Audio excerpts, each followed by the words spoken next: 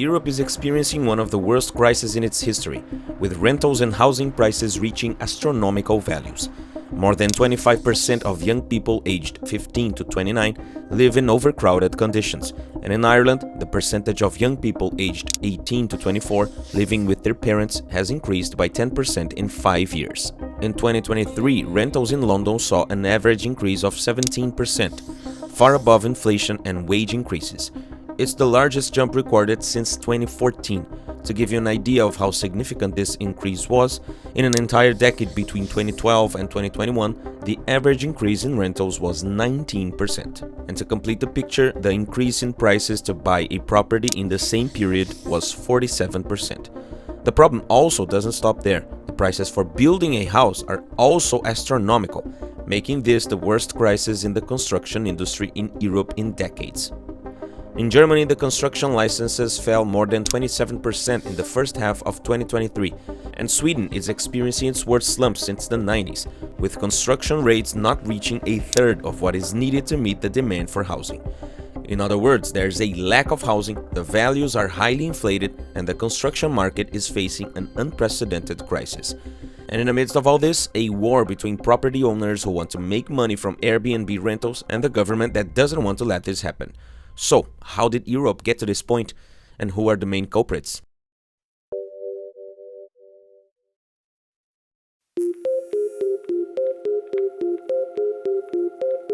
Inflated rents, high interest rates, and a lack of supply are the chaotic recipe for the European housing crisis. The rule of supply and demand is at the top of the reasons for the crisis. The higher the demand and the lower the supply, the more expensive the product becomes.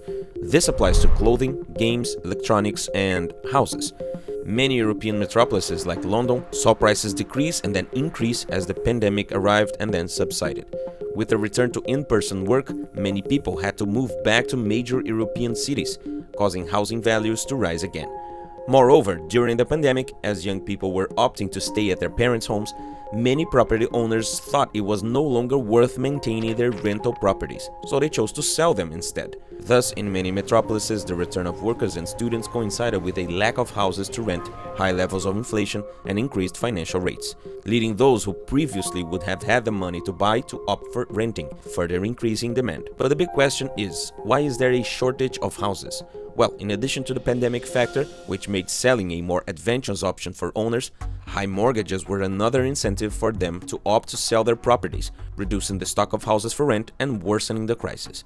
And to make matters worse, they can't just build more. High inflation led construction costs to skyrocket, making new constructions more expensive. And as if that wasn't enough, European countries also have historical factors and lack of space to manage. Building in some European countries presents challenges due to concerns about preserving the historical aspect of cities, resulting in complex bureaucratic process.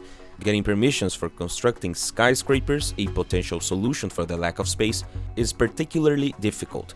These policies reflect the priority of maintaining urban aesthetics. And the issue becomes even deeper when you discover that the lack of housing is just a part of the crisis. Houses aren't the only thing that are expensive in Europe. European countries are being severely affected by the war in Ukraine and also the Israel war. Since Russia exports gas to the European Union, the war caused a massive energy crisis. In October 2022, as import costs increased following Russia's invasion of Ukraine, inflation in the euro area reached a peak of 10.6%. But in the midst of all this chaos and with a scarcity of resources and housing, two trends emerge on the horizon: shared rental and temporary rental, both of which have become a reality not just for university students. But is this really just a phase, or is it a market trend? And who are the people most affected by this crisis?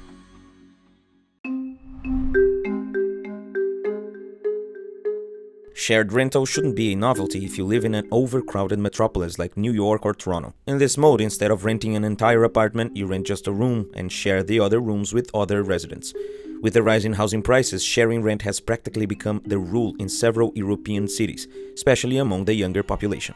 Journalist Tatila Mendes was surprised to find that this is how people live in Spain. She says it was a huge shock to discover that sharing an apartment is one of the most common ways of living in Barcelona. She explains that this practice is especially common among young people, a direct consequence of the fact that price of rent per square meter is on average 16 euros or 1.49 euros per square foot as of February 2022. And if shared houses are in fashion, seasonal ones are even more so. And these are pointed out as part of the problem. High taxes ended up influencing the European property owner in two ways. Either they sold their property and got rid of the problem quickly, or they entered the temporary rental market to profit much more from their property. Indeed, temporary rentals can be much more lucrative for owners. However, the exaggerated interest in this market further aggravates the problem of the supply of long-term rentals. In Venice, for example, in the central island of the city, there are now more accommodations for tourists than for permanent residents. Filippo Celata, professor of economic geography at the University of La Sapienza in Rome, said the following to Foglia Journal: "The most direct and dangerous effect is the reduction of the availability of units for long-term rentals. This compromises access to housing for the low and middle-income population, and when the phenomenon is concentrated in an area, it produces effects on the entire city, fueling inequality between rich and poor neighborhoods. Cities like Rome have no kind of norm to regulate this market, but several European cities are moving to control the modality." These arguments seem complete nonsense. Governments want to tell you what you can or cannot do with something that is yours. This issue has become so complex and controversial that we have already made a video here on the channel about the so-called Airbnb effect. One of the government's tricks is to limit the professionalization of the sector, like when a person manages several rentals on Airbnb. Another strategy is to determine a maximum rental time limit. In Amsterdam, the limit is 30 days a year. In Paris, it can be up to 120. Florence went even further, banning new registrations of short-term accommodations. The Joseph Rowntree Foundation points out previous problems that culminate in the increase of temporary rentals. Rising interest rates and high inflation lead to a freeze of the market in a scenario where construction stops, transactions stagnate, and then rich investors buy properties for short-term rentals, rents continue to rise, and vulnerable owners are trapped in unaffordable housing. Thus, short-term rental is actually a palliative solution for the owner who is suffocated by high interest rates, difficulty in selling their properties, and rentals that do not bring a satisfactory return for the value of the property. The rest of the world is also seeing some of the same problems that Europe is facing. In Brazil, temporary rental is supported by legislation. The maximum period for rental is 90 days, but this does not prevent rental prices from skyrocketing. In the rest of the Americas, according to data from Quinto Andar, considering the prices advertised online between March 2022 and March 2023, the average value to rent an apartment rose by 126% in Buenos Aires, 12% in Mexico City, 11.2% in São Paulo, 10.9% in Quito and Panama City, and 6.3% in Lima. The case of Buenos Aires is emblematic. According to a BBC article, although there is a law that regulates the rental market, in practice it does not work, says Gervasio Munoz, president of the Tenants Association. Rentals in Argentina operate under the law of the jungle, he says. Experts predict that as long as inflation in the country does not fall, rental prices in Buenos Aires will not decrease either. Around the world, the real estate market faces similar challenges, marked by rising prices and affordability issues. In the United States, cities like San Francisco and New York have seen real estate prices soar, primarily affecting the middle class and young adults. In Canada, Toronto and Vancouver exemplify heated markets where speculation and high demand have limited affordable options. In Asia, Hong Kong is notorious for having one of the most expensive real estate markets in the world, while cities like Sydney in Australia are seeing high prices pushing many away from urban centers. These problems are exacerbated by often inadequate government policies to control speculation and provide affordable housing, reflecting a real estate crisis that is both local and global. The rapid growth of internet and the sharing economy is facing old, outdated, and bureaucratic laws made by an even more outdated government, creating huge crises like this one, not knowing what to do with the Airbnb effect, which has become a great deal in recent years. So if you want to learn more about the Airbnb effect, check this video that's on screen right now. Click on it and I'll see you there. That's it for this video. Bye bye.